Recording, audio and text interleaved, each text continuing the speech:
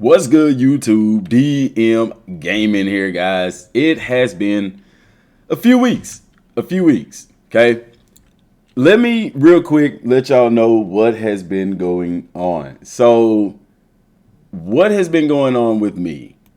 This is what has been going on with me. Yes, I have finally finished my bachelor's degree. So if you've been on the channel a long time, you know that I used to play college football, Southern Arkansas. After my brothers passed away, I kind of got out of college. Well, I got out.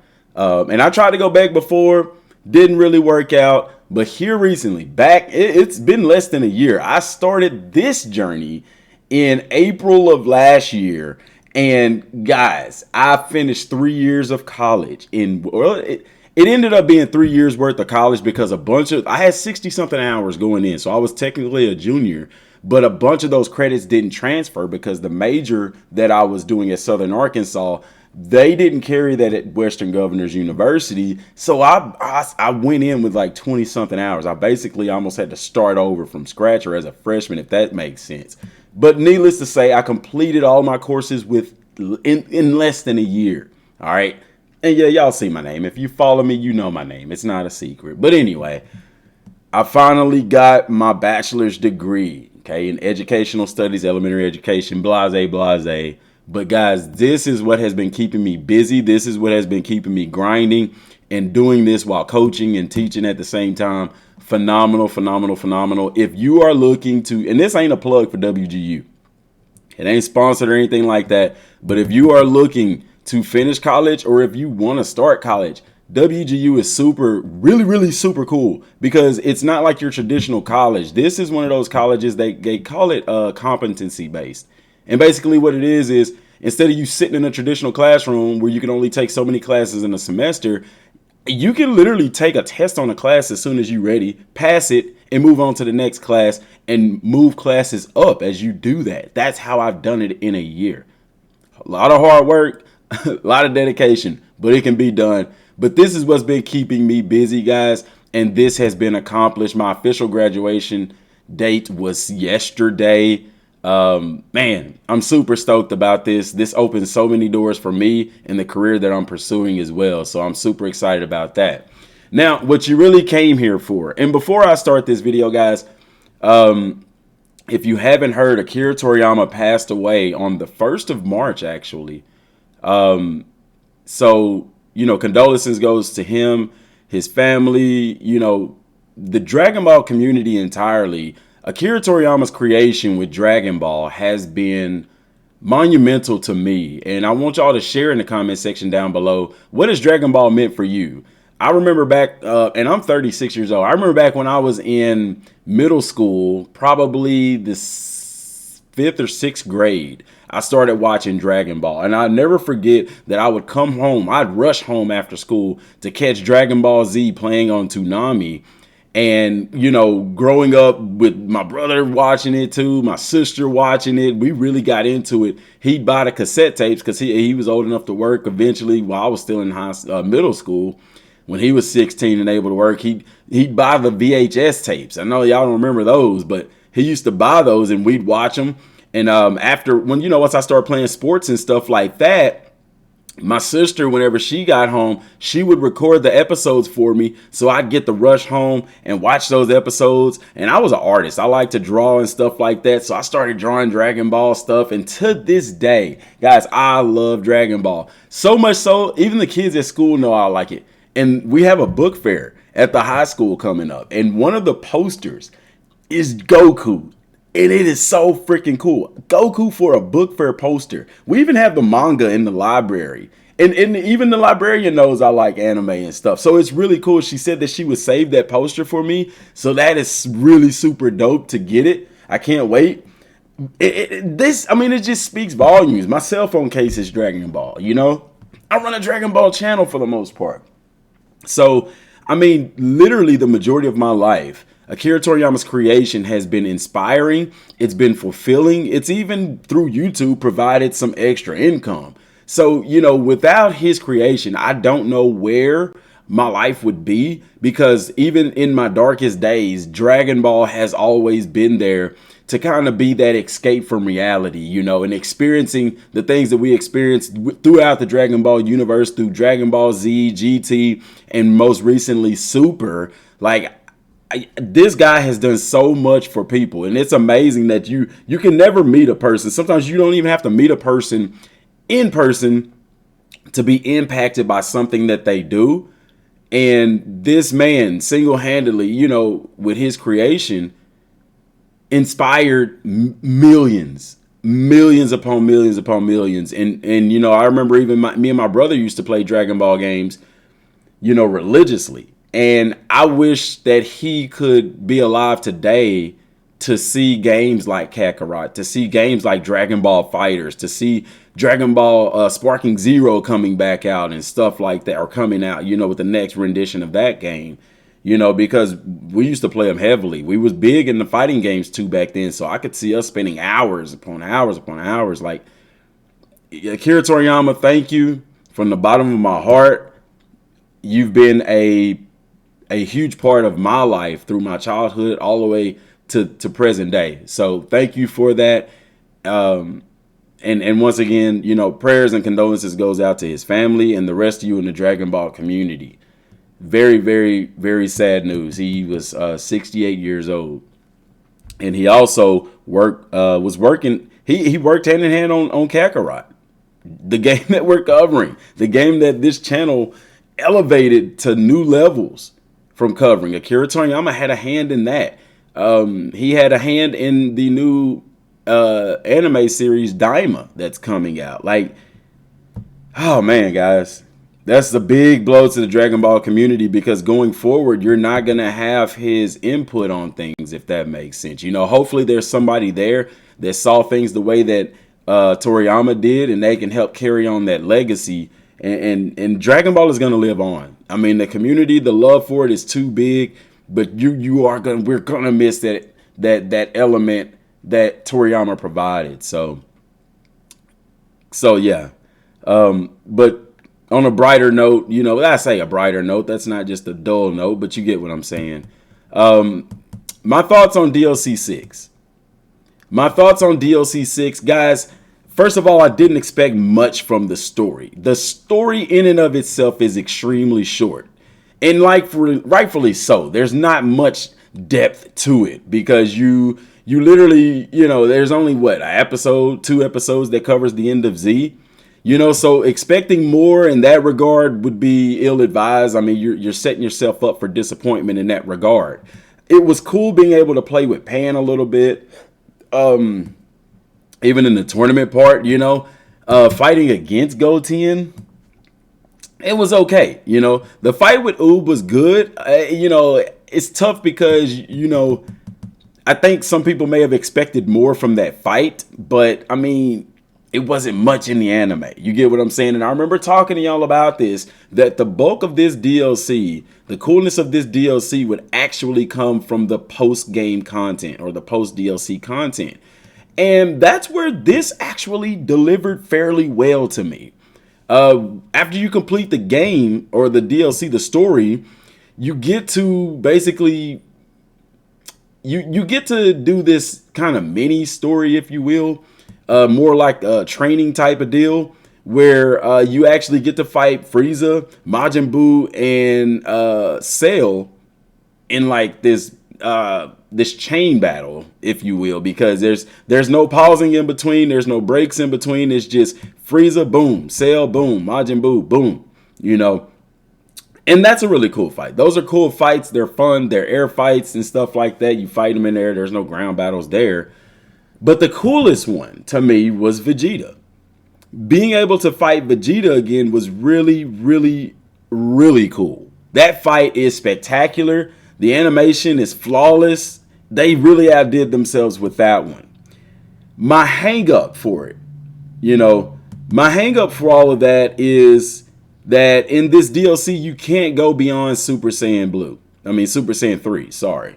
You know, Vegeta doesn't even go beyond Super Saiyan 2. It doesn't take away from the fight, but it's one of those deals where it's just a retcon. You know, we understand that Dragon Ball Super occurred before the end of Z, but at the same time, they're staying true to the anime and the manga, because at this part of Z, Goku didn't go Super Saiyan Blue or Ultra Instinct or anything like that, which is another pretty decent reason as to why in the DLC you're not able to go Super Saiyan Blue, because technically Goku was able to go Ultra Instinct by the time the end of Z occurred, because it occurred before the end of Dragon Ball Super. You get what I'm saying? So that was cool. Don't get me wrong. It's cool. It's refreshing. I'm still leveling up my Goku to level 300. It's an easy task. It's not difficult. They give you the sacred waters and stuff like that. But at this point, you know, once you get to the part of just simply leveling up, it's more of a grind than anything else. And yet and still, it follows the same pride and true tale that after you beat the story and level up your character, there's nothing to do. You know, you can simply go back and fight Vegeta and stuff. It's more of a challenge than fighting the random enemies and stuff like that. You could replay the story all willy-nilly, but it's just a meh. You know what I'm saying? And I always go back to this with the training, because I feel like if they had have just added training into the game where I could train against any of the Z Warriors and increase my base stats instead of having to eat meals, that would extend the longevity of actually playing the game. That would give you some post-game content, because you're continually getting stronger and stronger and stronger. There's something to play for. But after you've reached the level cap of 300, honestly, there's nothing to play for, because anything increasing your stats is just eating meals. And really and truly, that's kind of out the window as well, because those are temporary boosts. The permanent boost is just XP. However, a positive note is that the move set that you acquire in the DLC carries over into the main game, and it's actually a pretty freaking interesting move set. We get a new Kamehameha with the Transcendent Kamehameha, and this was really cool that they did this, because, guys, you know, this game, I always said, has done a good job of making you feel powerful, okay?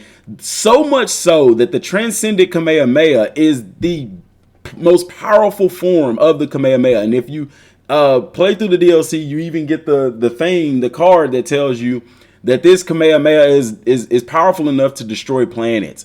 And the game represents that very well, because anytime that you finish a fight using the Transcendent Kamehameha, okay, the game automatically ends in a super finish. Well, you know, assuming that you beat the opponent with it. You know, before, in order to get a super finish, you had to, I want to say it wasn't surge mode. You had to have the enemy stunned. Okay, if I'm not mistaken, that or surge mode. It's not like you could just pull it off by finishing the game with a super attack. It's one of those two. I think you had to be in surge mode, finish the game with a Kamehameha. If not that, then yeah, definitely I know it happens when the opponent is stunned. All right, and you finish with a super attack. Then you get the super finish kind of deal. But, you know, now it's easily triggered so long as you finish with this Transcendent Kamehameha. The thing about this is that you can fire it regular, but if you hold the button, it excuse me, it charges to another level. The cool thing is, with this moveset, you get Dragon Flash, which to me operates more like an instant transmission, because it teleports you with ultrasonic speed behind the opponent. And it's similar to what happens in surge mode, how if you perform a super attack, you teleport to the enemy, okay? But with Dragon Flash, dude, you can literally create your own instant transmission Kamehameha. So you can perform a combo, knock an opponent away, hit Dragon Flash, and immediately hit any of your Kamehameha waves, any of your attacks for that matter, physical or key based. And it's really freaking cool to play with. It is really cool to play with. Dude, those two moves together in the main game as well as in the DLC add so much more depth to the combat system, and it's really fun to play with. I'm still working on it. I'm still working and finding new ways to perform combos and things like that. They did add a new combo stream into the game as well. But guys, now in the main game, like when you go Super Saiyan Blue, you're almost unbeatable. I don't see how you could lose a fight being Super Saiyan Blue with everything that it offers, with the 200% surge mode, and even with the know-how where you gain health back in that regard. They also added some new know-hows, mastery know-hows, where I think one of them is if you get so many hits, 30 plus hits increases, your power attack. And then another cool one is that if you complete a combo stream, a combo finisher, which means ending your combos with X, square, or circle, and really triangle is a combo finisher also, that it gives you, I want to say, a 30% boost in attack power for 3 seconds. That is super cool because now you can perform a combo. I love Vegeta's combo where he does the combo, I do my little ki blast, and I immediately go into the ultimate consecutive energy blast and stuff like that. That's really cool. The only downside is, and actually I really haven't checked to see if this is even applicable to the other characters because I've only been playing with Goku even in the main game after playing this DLC. So I'm not even sure if that know-how is obtainable to put on Vegeta. I have to go and check. If it is, bro, that's finna be lethal for me because I love that combo stream and it's an easy one to pull off with Vegeta. But with Goku, I like to perform my combo with the X finish with the X button. No, the square button, I think. It's the X button where I knock the guy away with the melee attack, use Dragon Flash to teleport behind him, and finish with the Super Saiyan Blue Kamehameha, only because it's a quicker one. It's explosive. It does a ton of damage as opposed to the Transcendent Kamehameha where you have to charge it. But guys, there's still elements to this. There's things that I'm still putting together and learning, and I like it. Don't get me wrong. It's fun. I did play through the villainous enemies in the main game, seeing if there was something different with Toa and Mira, but there wasn't. Where I felt like the game could have improved with this DLC was adding the Super Saiyan Blue transformations into the deal. Even if they did it afterwards, we know that they have it. Go ahead and give it to us. Let us play with it in that part. And giving us something more to play for. Like, geez Louise, after you finish the DLC and finish the story with Vegeta and them and stuff like that, aside from just leveling up, you just run into the same issue of not having anything to do, And then it gives you a little bit, like I said, with the main game, going back and being able to acquire those skills. Having that extra training, that is pretty cool in the main game. It goes up to, I think, level 280, if I'm not mistaken. So it is still a challenge somewhat. But like I said, there's no increasing your stats from it. You get the sacred waters. You can level everybody up to 300 and stuff, and that's fine. Now, the big thing, guys, is we know we're getting another season. We know it's going into Super now. One thing I've noticed with all of these DLCs is it allows us to level up to 300. And at the end of this DLC, it does talk about challenges coming in the future. Guys, we aren't leveling up our characters to level 300 for no reason, okay? At some point in time, there is going to be higher level caps because remember, we're going even further beyond. Don't be surprised when the Dragon Ball Super DLC drops and those guys are up to level 400, 450, Jiren tier level probably 500. You get what I'm saying? Like, we're leveling up for a reason, and I feel like there's going to be something at some point in time where there's an enemy. Could be Toa and Mira because they're time travelers. It makes sense. They were introduced in the main game where they go through each of the DLCs and they're causing mayhem. And now it's useful for you to have your character at level 300. Does that make sense? I can see them easily doing that because why else allow us to level up each character in DLCs and the main game to level 300? There is going to be something for it at some point in time. Just be ready for it and remember that you heard it here on the Dmgaming YouTube channel first, okay? But it's going to be interesting what route they go. Still getting Sparking Zero coming out, guys. College football is about to drop here in a couple of months. So it's going to be busy, busy, busy as far as uploading content. Now, as far as my schedule goes, guys, we're in track season. That's busy. You know what I'm saying? And then the summer's going to be busy for me because I'll be getting a new position as well at, coaching wise, head girls varsity basketball. So that's going to be busy for me over the summer with that in 707.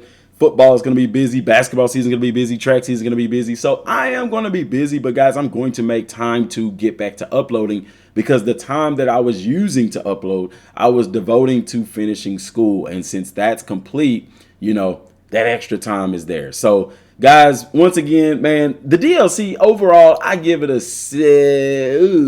with the new moves and stuff, I give it a 7 out of 10. It's not a great DLC. It's not my favorite DLC.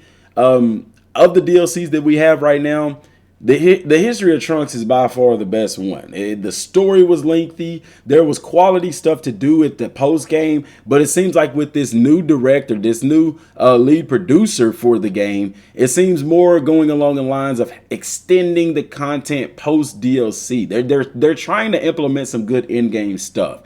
So I'm really interested to see what they do with the new DLC. I did wish that they would have implemented in this DLC air to ground combat, but they didn't. Maybe that's something they try to implement in the future. Who knows? I think it's gonna eventually come, But guys, let me know what y'all think down in the comment section down below. I know it's a lengthy video and I'm sorry, but that's a ton of information to get out. But let me know what y'all think. Till next time, y'all, thanks for watching. Peace.